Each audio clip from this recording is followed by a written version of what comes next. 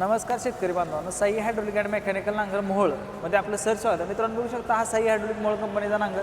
हे शेतकरी बांधव आलेत ज्यांनी आपल्याकडून हा नांगर खरेदी केलेला आहे. तर त्यांना ते कुठून आलेत, त्यांनी हाच साई हायड्रोलिक मोहोळचा नांगर का खरेदी केला हे त्यांना विचारूया. नमस्कार. नमस्कार. तुमचं गाव, तालुका?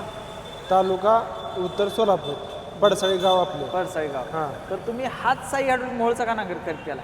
का तर 2019ला हा आपण सोनालिका ट्रॅक्टरला नांगर नेलेला पहिला होता. एक नांगर हां, घेतला. पहिला नेलेला होता. त्याचा अनुभव आल्यानंतर हा आपण आता दिवाळीमध्ये ट्रॅक्टर घेतलेला आहे स्वराज. हां हां.